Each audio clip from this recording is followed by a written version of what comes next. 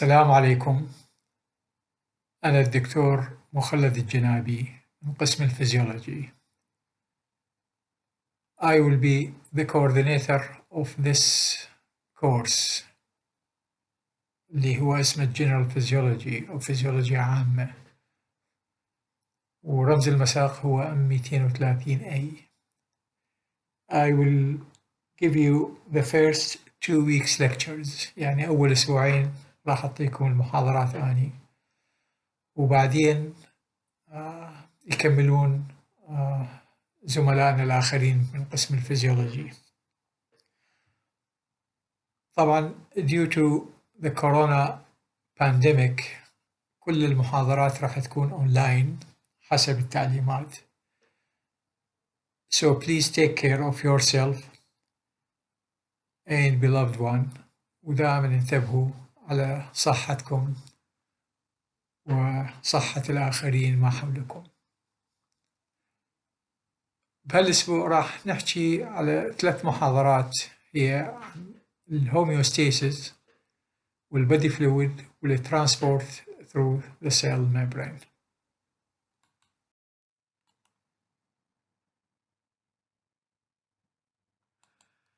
The outline of these lectures, we will describe what is meant by physiology, and we will discuss the level of the organization of our body in details, of course, the basic cell functions and specified cell functions also, and organization of our body in tissues, organs, and system.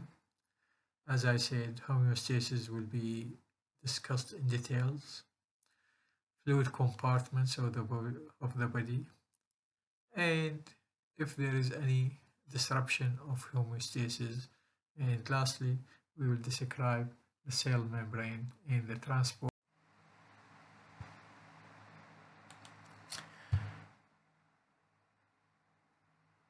What is meant by physiology? In a very simple words, physiology can be defined as a science that studies the body functions. In other words, how does the human body work? And every body functions can be explained from 2 aspects. Why this process occurs and how this process lead to correct something wrong in our body. So let us take an example. When we are in a cold environment, our body will shiver. So why do we shiver when we are in cold? Physiology explains this in order to generate heat. And the other aspects of physiology is the mechanism of how the body functions occurs. If we take this example of shivering, how the process of shivering occurs. Shivering occurs, the answer, shivering occurs by contraction of skeletal muscle. And this contraction of skeletal muscle will lead to generation of heat. And as a consequence of this generation of heat, this will lead to increase in the body temperature. And this is helpful in a cold environment. Physiology depends on anatomy, and in order to understand the function of a system or an organ in the body, you have to understand the structure of that organ or that system.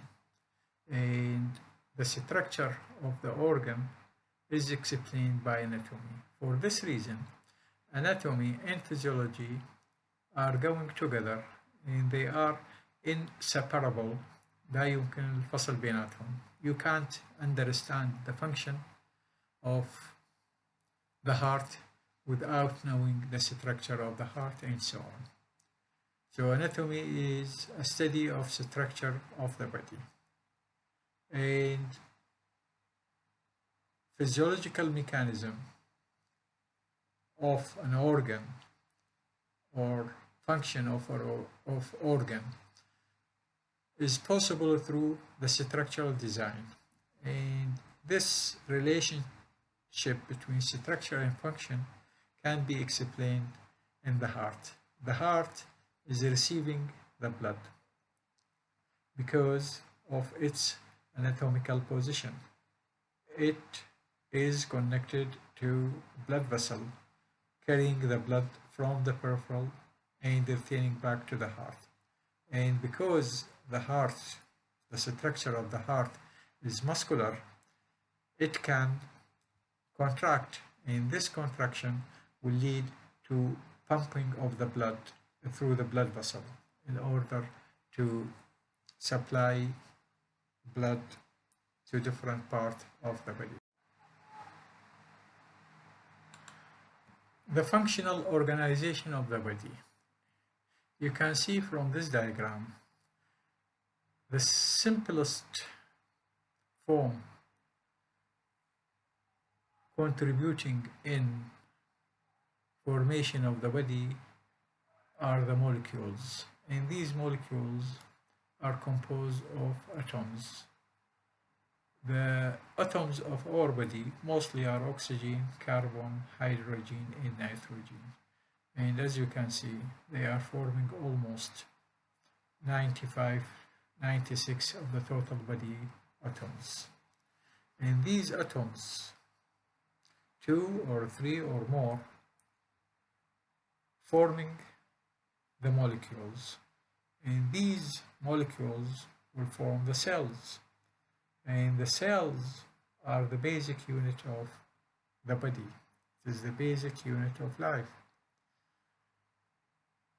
So many molecules together forming one cell. So many cells of certain shape or certain structure forming the tissue.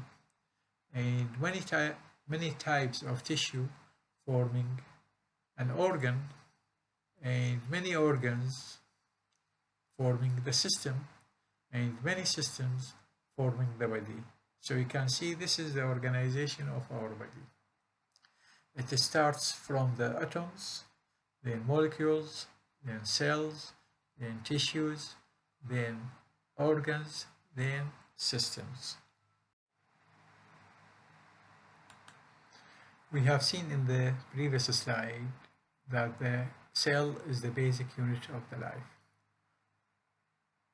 All the cells in our body have basic functions, all of them. These basic cell functions are obtaining the nutrient and oxygen from the surrounding environment. This is important to maintain the metabolism of the cell. The other function is performing a chemical reaction that provide energy of the cell. In other words, the cell can produce energy, and this energy is important for the function of the cells. For instance, if you want to make a protein or you get more electrolyte, you need energy for these processes, and this energy is produced by the cell, of course, through its metabolism. It uses the oxygen and the nutrient, and by this process ATP molecules are formed, and the ATP molecules will be used to generate energy. The other function is elimination of the waste product. Most important, as you know, is the carbon dioxide, which is formed through the metabolism of the cells. And this carbon dioxide and other wasting materials will be or must be removed. And This removal of the waste product at the beginning, the cell will eliminate them to the surrounding environment, the extracellular fluid. And from extracellular fluid, the blood will carry these waste product to be eliminated from the body. For instance, the carbon dioxide will be eliminated from uh, the lungs. Waste product, an example, the urea will be eliminated through the kidneys, and so on. In order to maintain the function of the cell, the cells need certain component, especially the protein. So almost all the cells can produce proteins and other compounds. The other function, or the other basic functions of the cells control the exchange of the materials between the cell and its surrounding environment. What is meant by this? It means that the cells can regulate how much waste product will be eliminated and how much will be kept in certain time, or how much electrolyte getting inside the cell and how much electrolyte eliminated to the surrounding environment, which is, as I said, the extracellular fluid. The other function of the basic functions of the cell is sensing and responding to changing in the surrounding environment. This is important because the cell must react to any change, and to react or to respond to this change, it must be sensed first of all, and this sensation through certain receptors. Once this or these changes are sensed by the cell will respond to these changes in order to correct these changes. The last basic cell function is to reproduce itself. The cells can reproduce themselves. They are producing new cells. Almost all types of the cell in the body can reproduce themselves, except there is exception. Mostly the nerve cells and the muscle cells. Neurons, once they are formed, their number is almost kept constant. So if the nerve cells are destroyed, the body cannot replace these damaged neurons. Similarly, muscle cells. The best example is the heart. If the heart muscle is destroyed, the heart cannot reproduce new cells to replace the dead cells. So reproduction is important, but in certain places this reproduction is stopped, or it is not there anymore once the development is finished or completed.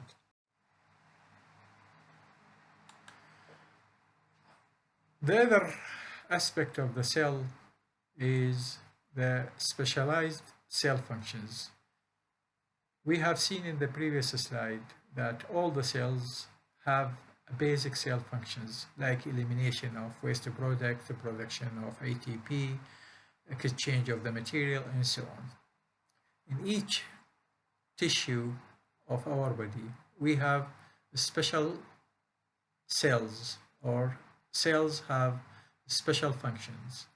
Let me give you an example. For instance, the neurons, the nerve cells, they are performing or they are acting as generator of electrical activity. And these neurons can communicate with each other through the electrical activity. The other example is here shown, the gland cells of the digestive system, for instance, the cells of the stomach or the cells of the pancreas or other part of the gastrointestinal tract, these cells, they can produce protein. And these proteins are digestive enzymes. And these digestive enzymes are used to break down the ingested food. So you can see these gland cells in the digestive system can produce digestive enzymes. This is specialized cells, okay? And all these basic cell functions are very important, are essential for survival of individual. If we take in this example, the gland in the gastrointestinal tract, we can't live without these cells because they are breaking down the ingested food, and once these ingested food are broken down, they can be absorbed, and these materials absorbed can be used to generate energy, to produce a new protein, to generate electrical activity, and so on. So as you can see, the cells have the basic cell functions in addition to a specialized functions, and each tissue, each organ, each system has special functions performed by itself. The next level of our body organizations are the tissues. And the tissues can be defined as a groups of cells with similar structure and specialized function. And we have almost four primary tissue types. And these are listed here, as you can see. Muscular tissue, nervous tissue, epithelial tissue, and connective tissue. And they are seen here. You can see the epithelial tissue is for protection and secretion and absorption. Of course, they are found in many parts of the body, and in each part of the body they are forming certain functions. For instance, in the gastrointestinal tract is for secretion and absorption. In the oral cavity it is for protection, and so on. The connective tissue, from its name, connecting, it is connecting different cells in certain tissue. The muscle or the muscular tissue is for contraction, as you know, and we have the nervous tissue, and the nervous tissue, as I said in the previous slide, it is for communication through electrical activity. And here an example, a tissue from the stomach, this one, it contains all type of the tissue. We have the epithelial lining the stomach, we have the muscle in the wall of the stomach, and we have neurons between the muscular layer and in the epithelial cell here. So you can see all types of the tissues are found in the stomach, and each one performs certain function. For instance, just to repeat it, here the epithelial is for protection and for secretion of certain digestive enzymes of certain material like hydrochloric acid in case of a stomach. The muscle is important for contraction, and this contraction is to grind the food here and to mix the food with the digestive juice secreted from the stomach. And of course we have the nervous tissue, and this nervous tissue is important to control the contraction of the muscle and the contraction controlling the secretion of the material from the stomach to the lumen of the stomach.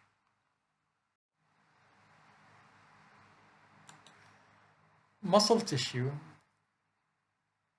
is specialized for contraction and generation of force. We have different types of the muscle tissue in the body, and these muscle types are seen here in this diagram. We have skeletal muscle, from the name skeletal. Skeleton, they are the voluntary muscle of the body. Contraction of these muscles will lead to movement of our body as a whole, or movement of certain part, arms, legs, or arms, head, and so on. And we have the cardiac muscle, from the name cardiac muscle. They are found in the heart. They are specialized muscle cell performing important function, keeping contraction through all our life. And we have the third type, the smooth muscle cells. These smooth muscle cells, the other name for them is involuntary muscles. They are found in the viscera, in the stomach, in the intestine, in the urogenital tracts, and we have these smooth muscles in the blood vessels. These are involuntary muscles. They are not under our will control. The smooth muscle and the cardiac muscle, both of them, we can't control their contraction. The skeletal muscle we can contract. We can control their contractions.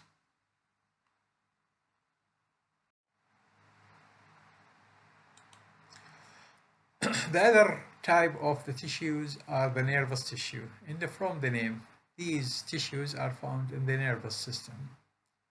And the nervous tissue consists of specialized cells. They are called the neurons. And this diagram shows a typical neuron. And as you can see, it has a long process. It's called axons, and the small processes here called dendrites. These are for communication, because these neurons can initiate, form electrical activity, and this or these electrical activities can be transmitted from one place to another, from one neuron to another. And these neurons are found, or the nervous cells, neurons, they are found in the brain, in the spinal cord. We have special neurons in the gastrointestinal tract. They are forming what is called enteric nervous system, similar to the nervous system found in the central nervous system, consisting of neurons and so on. So nervous tissue consisting of neurons, and the function of the neurons is to initiate and to conduct or transmit the electrical activity. The third type of the tissues in the body are called epithelial tissues. And these epithelial tissues consist of cells specialized for exchanging the material. And they are organized in two types of structure. One is called epithelial sheet and one is secretory glands. This is an example of epithelial sheet. You can see on the surface of the gland or surface of organ, and here you can see the surface epithelium, and this surface epithelium control the exchange of the material between cells here, or epithelial tissue themselves, with the surrounding.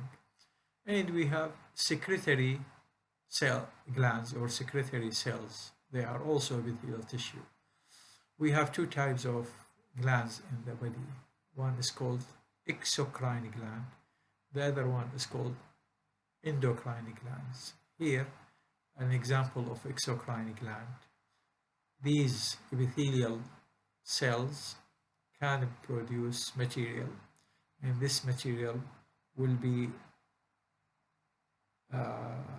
pumped to the lumen, and you can see that through a duct these material will be secreted into the surrounding tissue.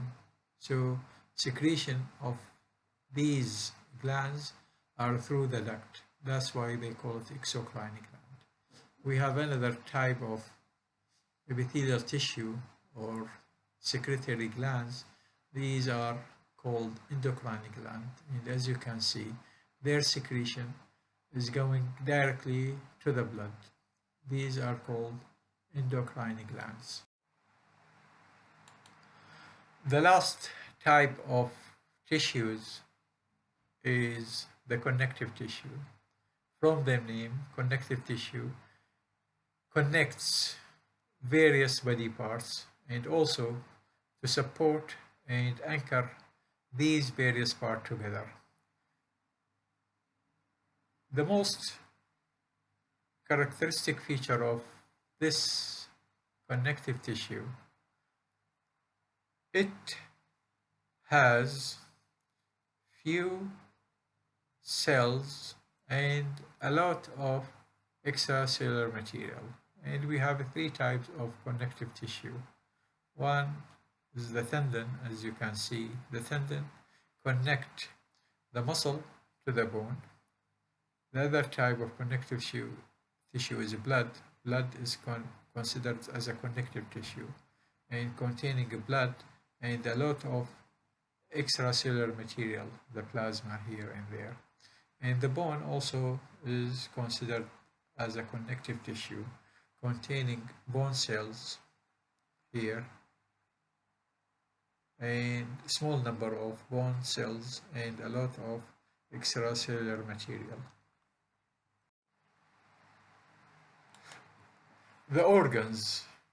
The organs can be defined as structure consisting of two or more types of primary tissues.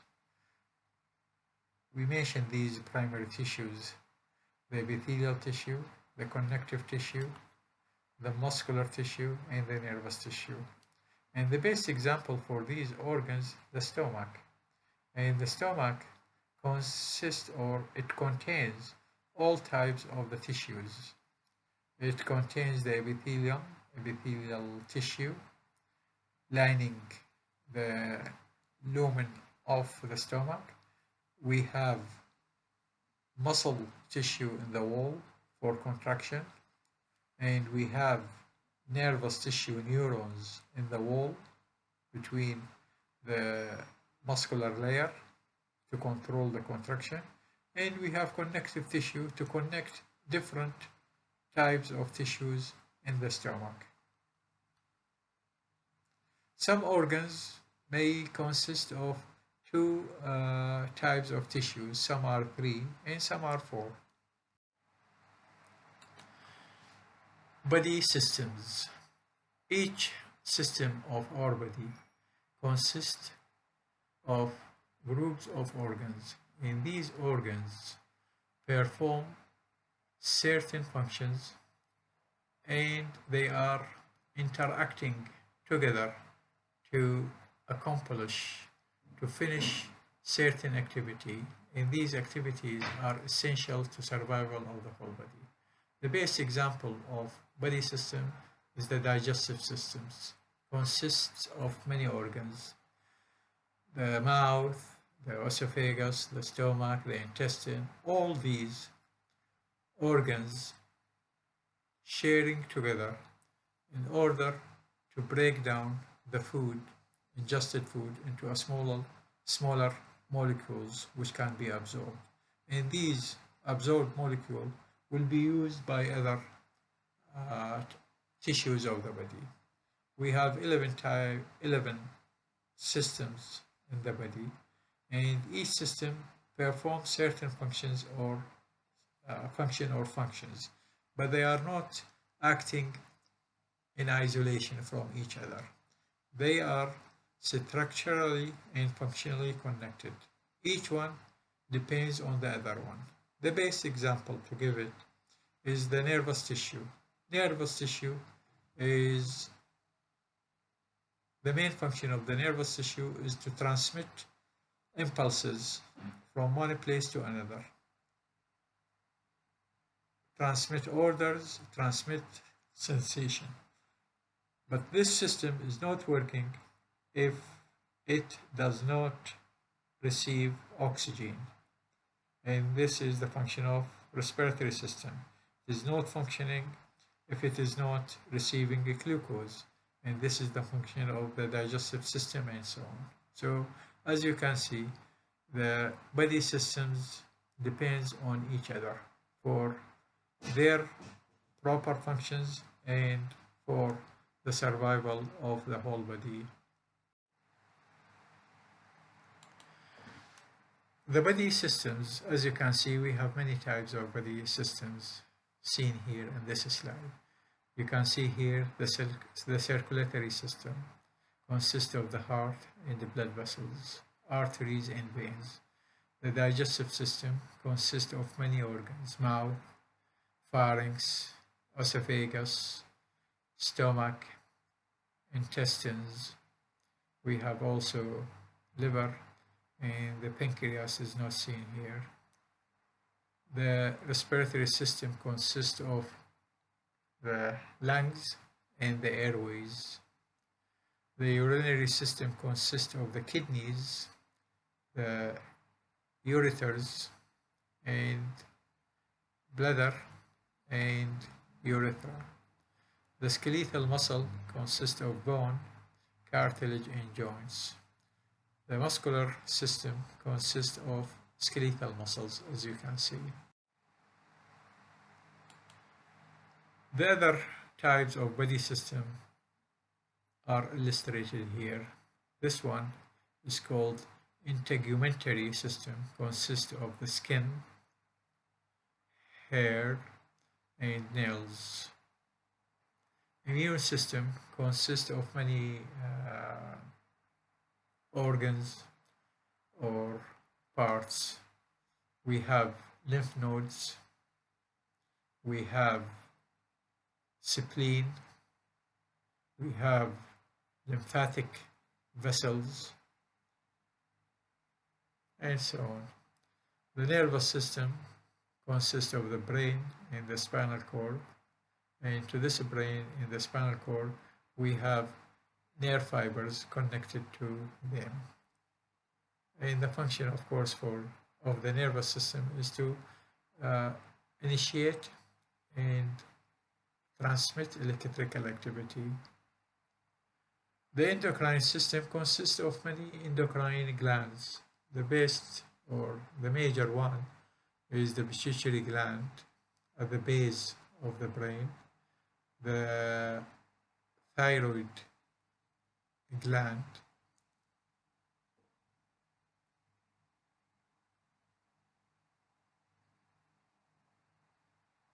the thymus, this one, the suprarenal gland, the pancreas, the ovaries, and the testes. The ovaries in the female and testes in the male.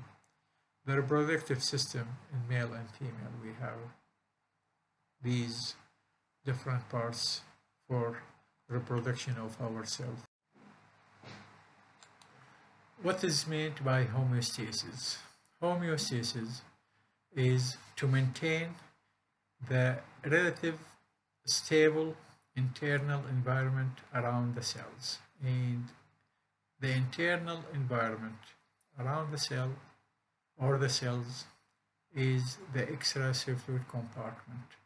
So maintaining the composition of the internal environment is very important to support the life, and in order to keep the functioning of the cells or normal function of the cells.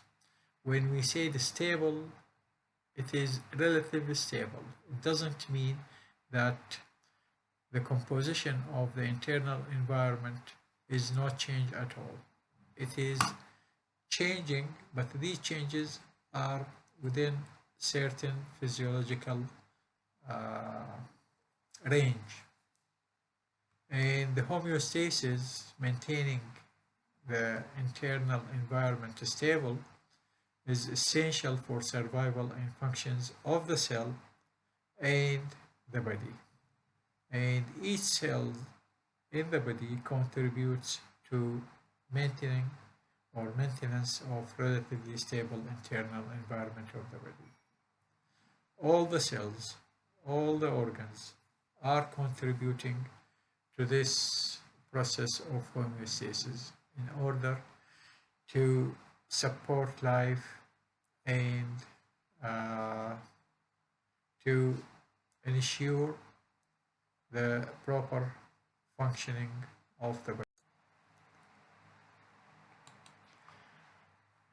Homeostasis is maintaining of the internal environments of the cells. These are the cells, and they are surrounded by extracellular fluid, and maintaining the composition of this extracellular fluid constant is essential for survival and normal functions of the cells. This extracellular fluid has or found in two compartments. One surrounding the cell is called interstitial fluid, and one is found in the blood vessel, inside the blood vessel. It's called the plasma. And of course, inside the cells, we have the intracellular fluid.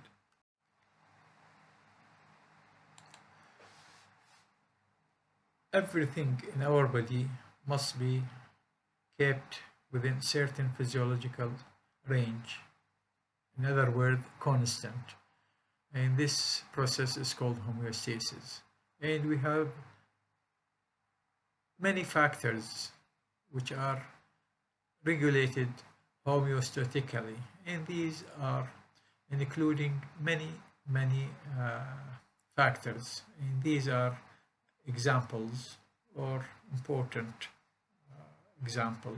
For instance, concentration of nutrient materials inside the blood or around the cells, concentration of oxygen and carbon dioxide in the extracellular fluid, concentration of waste product, maintaining the pH constant. This is important for keeping normal function of the cells, keeping or maintaining the concentration of water, salt, and other electrolytes in the extracellular fluid, maintaining the volume and the pressure of the extracellular fluid, maintaining the temperature of the extracellular fluid and the temperature of the cells also.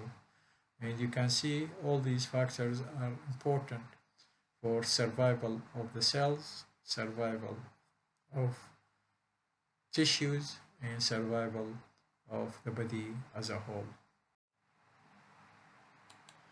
Almost all the body systems are contributing to homeostasis.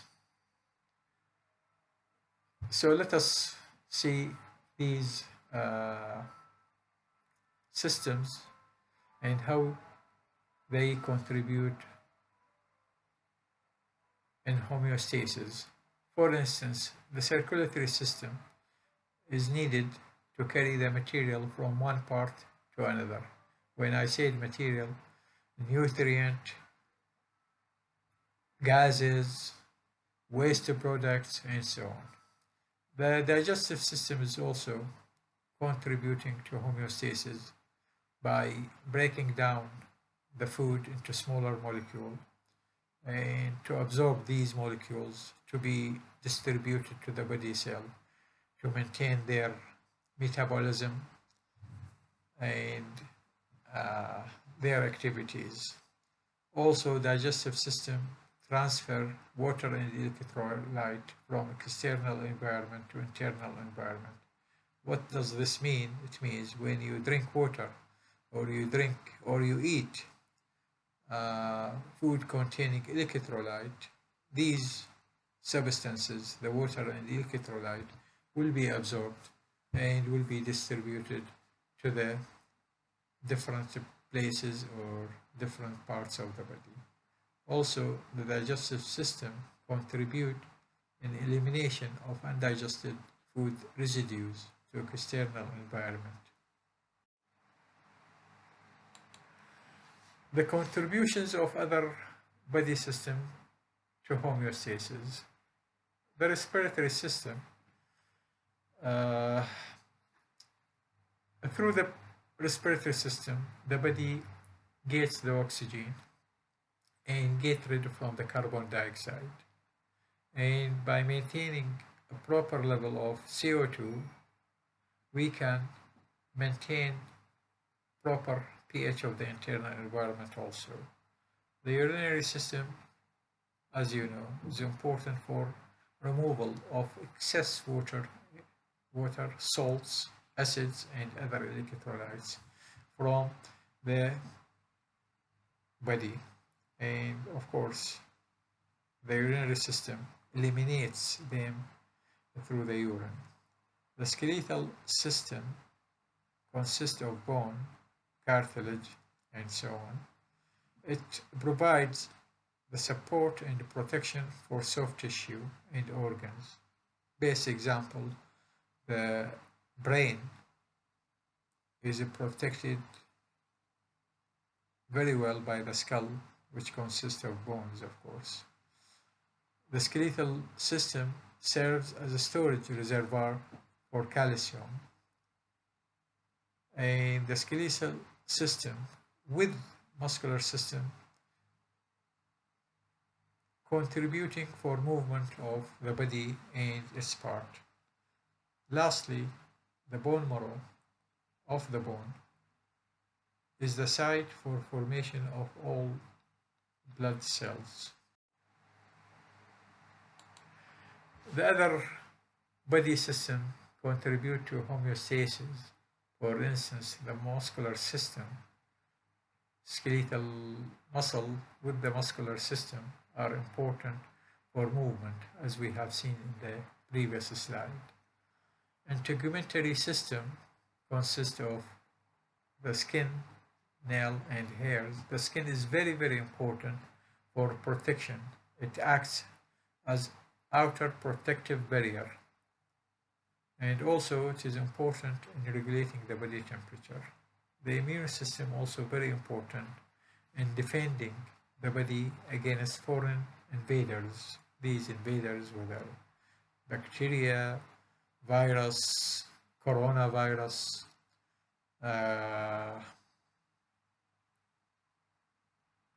parasites, and so on. Also, the immune system defend the body against abnormal cells, and these abnormal cells, for instance, if they are changed into cancer, the immune system can destroy them. Also, the immune system is important for repairing and replacing the injured or worn out cells. The contribution of the nervous system to homeostasis. The nervous system can detect and initiate reactions to changes in the external environment. And usually, the nervous system coordinates and controls the body activities that require rapid responses. The endocrine system, through their glands secreting hormones, they control the activities, the body activities that require duration rather than speed. The endocrine system, through its hormones, they can control nutrient, the level of water, and electrolyte composition in the body. The last body system is the reproductive system, and this one is the only one which is not directly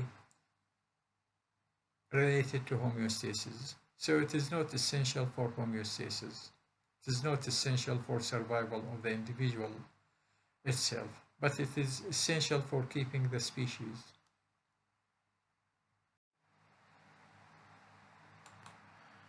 The control system in the homeostasis must have three components. One is a sensor to detect the deviation from the normal in the internal environment. So, for instance, if the body temperature is increased, you need sensor to detect this change in the body temperature. So, a sensor will send information about this change in the body temperature to what is called control center. And control system or control center will respond to the changes or to the information sent by the sensor to produce certain effect, command, adjustment through certain activities. In this example of the body temperature, if the body temperature is increased, the control system will send command to the body to decrease the body temperature, for instance, to increase the sweating, and this will reduce the body temperature. So this is what is meant by maintaining the internal environment constant, or in other words, homeostasis.